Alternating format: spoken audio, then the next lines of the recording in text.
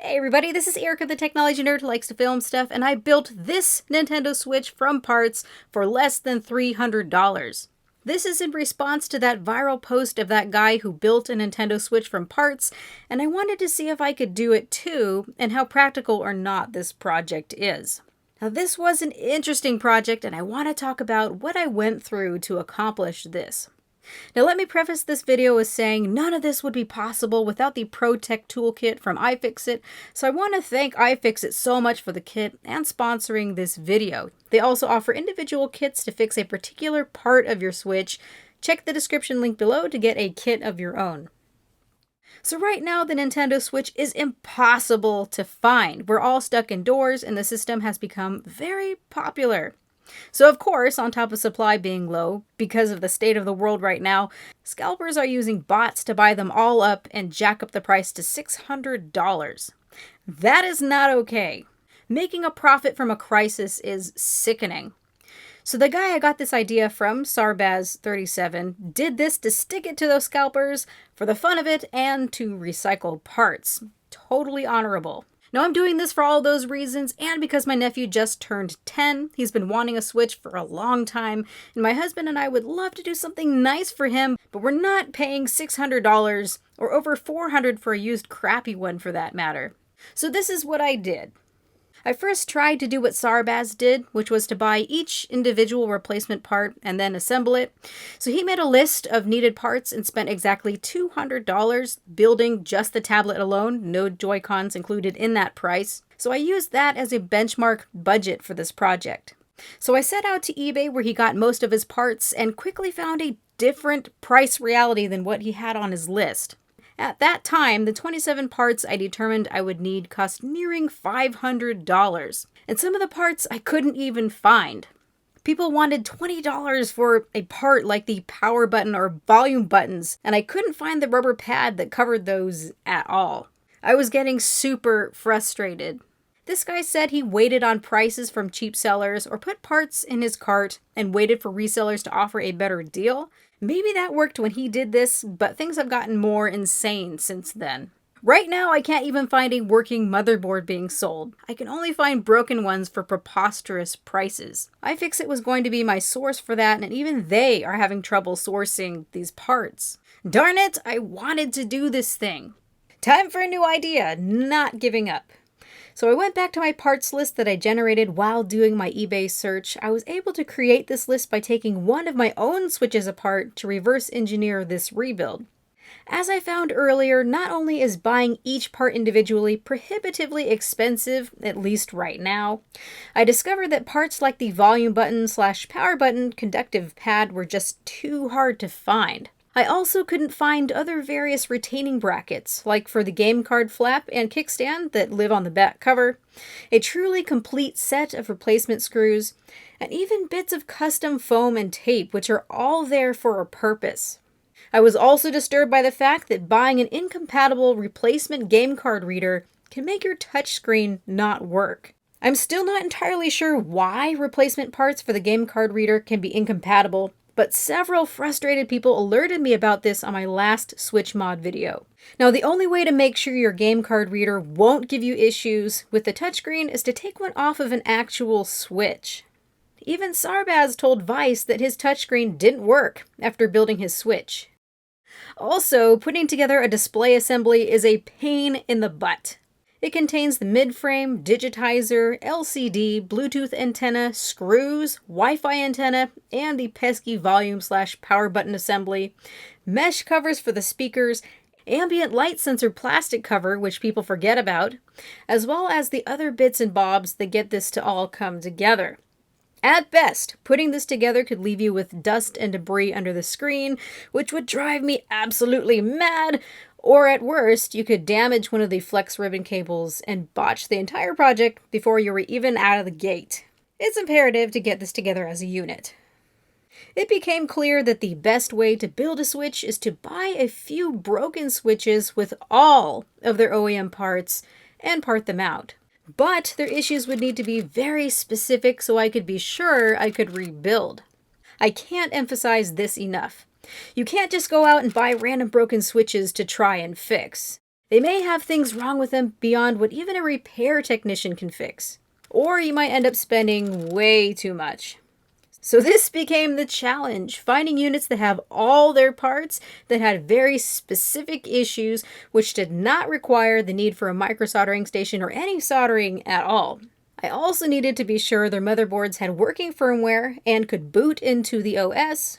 This meant no won't turn on listings allowed, or I couldn't be sure something more sinister wasn't going on. This all needed to be done while staying under $200 to build the tablet, or at very least being sure I could recoup the expenses to stay under $200. Boy, if you've seen what people sell, you'd know this was a challenge.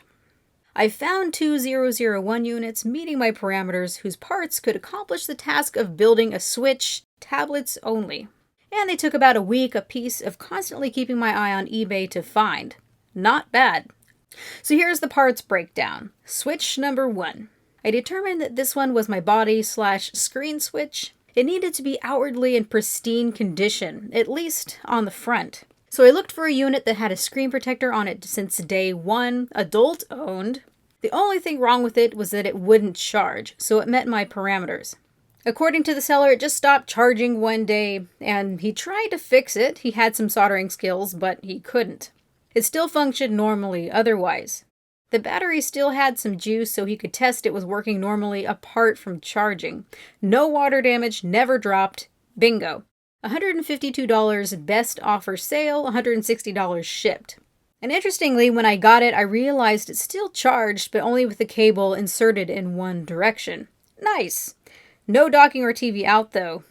So after tearing down and testing, I confirmed now that I had a screen assembly with buttons, heat pipe, antennas, fans, screws, speakers, various bits of tape and adhesives, battery, Joy-Con rails, brackets, SD card slot, metal plate, working game card slot. Basically everything but the motherboard.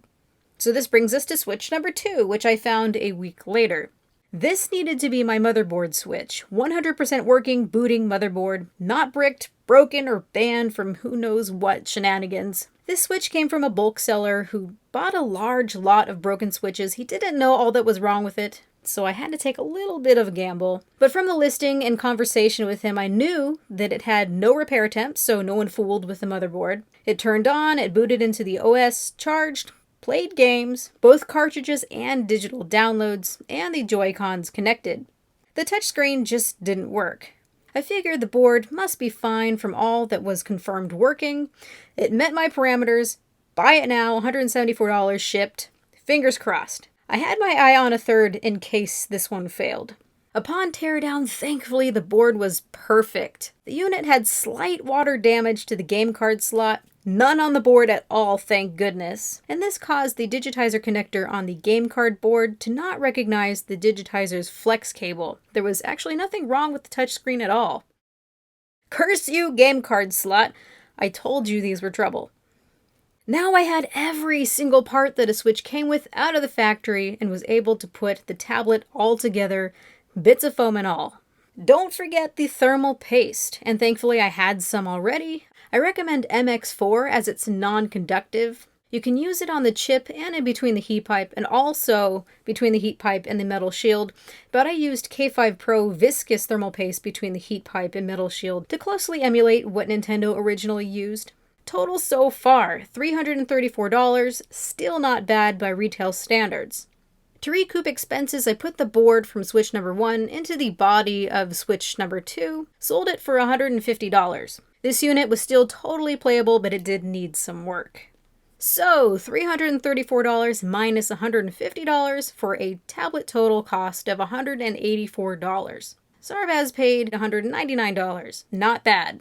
Now, thankfully, I have an extra pair of Joy-Cons that I can give to my nephew, along with a dock and also the charger. These guys are custom watermelon red and ice blue clear shells. I will include a link to the shells in the description. I'm absolutely in love with these. I ordered 2 sets so that I could have a pair as well.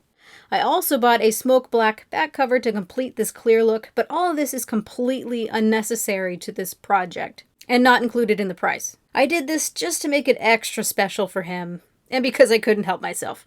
If you do need Joy-Con, you can still find them retail, thankfully. So add $90, which is Joy-Cons plus tax, onto this price, which brings you to $274 for the tablet plus the Joy-Cons. This is still much better than you're going to find used. Ones that are hot garbage are going for much more. If you still need the dock and don't have a family member with one, I can find a dock set used for $60 on eBay. So the grand total for a dockable Switch comes to $330. This is the price of a retail Switch with tax. So there you go. This is how I built a Nintendo Switch for less than $300. $274 for the tablet plus Joy-Cons. So was all of this worth it? Absolutely, to me. I got to learn how to repair the Switch should I ever need to do that in the future, recycle parts, which leaves an extra Switch out there for someone else to buy, and I got to stick it to those scalpers. It was insanely gratifying to do this, as it feels personal. I made this. It took about a month to complete this, so you do have to be very patient, but once I figured out how to accomplish this, it only took a few weeks. Some final advice for buying broken Switches. Don't get into passion bidding wars that drive the prices of broken devices up. Look for short auctions or buy it now or best offer auctions where you can reason with the seller. I'm not trying to add to the problem here. So, this has been Erica, the technology nerd who likes to film stuff. Please like, comment, and subscribe. I hope that you enjoyed this, and I hope that you learned something. Have a nice day, you guys. Bye!